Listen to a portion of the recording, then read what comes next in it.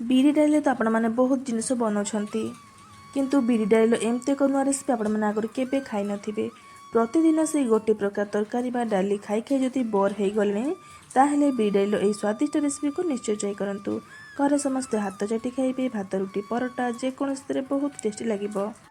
ये डाली को बनाया देखो मु चोपा छड़ा बिरी डाली को नहीं जाइए, दुईटी कंचा लंका किसी अदा को नहीं जाइए, गोटे मीडियम साइज पियाज को काट नहीं जाइए, रसुण 4-5 कला नहीं जाइए, गोटे मीडियम साइज टमाटो को काट नहीं जाइए और परिवार नहीं अमृतभंडा कखारु एवं बैगण। एवं आम डाली को भल भाव क्लीन की घसिकी धोई ना जहाँफल कि जहाँ डस्ट थे ये भल भाव सफा हो। आपण मान पाखे जदि चोपा लगा देसी बिरी डाली अच्छे ताकू नहीं पारे, बहुत बढ़िया टेस्टी बोल सहित बहुत बढ़िया बास्ना आसता है। किंतु मो पाखे जेहेतु नाई मुझे चोपा छड़ा गोटे बिरी डाली। एवं आम गैस ऑन कर गोटे कड़े को बसई ना, देदेबा 2 चम्मच तेल, तेल भल भाव गरम होगा बिरी डाली को आम आड करदे। तापर भल भाव भाजी ना, डाली भल भाव भाजी होगा काट रखि टमाटो गोटे चम्मच अदा छेचा को देदेबा, भल भाव भाजी नवा। देखिए कलर टी चेंज हो, टमाटो सफ्ट हो टमाटर कंचा स्मेल चलଯିव। तापर एथिरे आमे ऐड करदबा पानी। पानी टिके फुटी आसला पर देदेबा हळदी गुंड, स्वाद अनुसार लुण और काटी रखिथिबा परिबा सब जिनिस को भल भाव गोले नबा। गैस रो फ्लेम को हाई रखिक आमे एमती याकू 15 ରୁ 20 मिनट पर्यंत फुटई नबा, जहाँ फल डाली भल भाव सीझीजिव, परिबा मत सीझीजिव। 20 मिनट फुटई सारला परे पुणी आमे गैस रो फ्लेम को लो मीडियम रखिक आउ 10 मिनट फुटईबा। 20 मिनट या कवर कर फुटई सारा पर देखो आपको देखा ये 50% सीझी जाइए। या पुणी कवर कर आउ 10 मिनट फुटई नबा।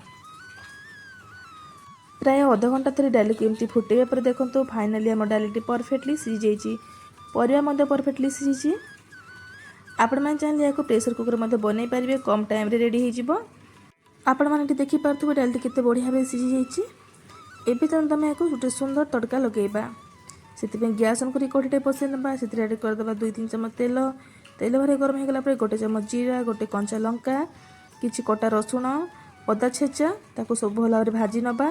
टिके भाजी गला गोटे तेजपत्र और गोटे मीडियम साइज पियाज को काट रखिए ऐड करदबा और पियाज को गोल्डन ब्राउन कलर पर्यंत भाजवा। पियाज भल भाव भाजी होगला एमें देदेबा गोटे चम्मच काश्मीरी रेड चिली पाउडर, अधा चम्मच जीरा गुंड, अधा चम्मच धनिया गुंड और जब आपण मान पाखे अच्छी तड़का मसला ताको गोटे चम्मच दे पारे, बहुत बढ़िया बास्ना आसते, टेस्ट बढ़िया होता है। सो मसला को भल भाव भाजी नबा, मसला को न पड़ापी अल्प टिके पानी दी कषि नबा। मसला भल भाव कषि होगा, एवं डाली को ऐड करदबा। देखो ये फाइनल रेडी होगा आमर बिरी डाली केते डेलीशियस देखा जाउची। तो आप देखिले केते कम समय रे केते बढ़िया भाव डाली रेडी होगा।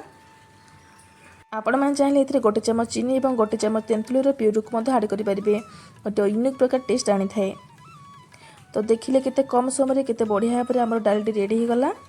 तो प्रतिदिन जदि से हरड़ डाली कि मुग डाली खाई बोर हो गले ताहले ए डाली को थोड़ा निश्चय ट्राई करूँ। भात रुटी परोटा जेकोसी खाइबे बहुत बढ़िया टेस्टी बनब, तो निश्चय ट्राई करूँ। आज रही सिंपल रेसिपी केमती लगे मत कमेंट माध्यम निश्चय जनातु।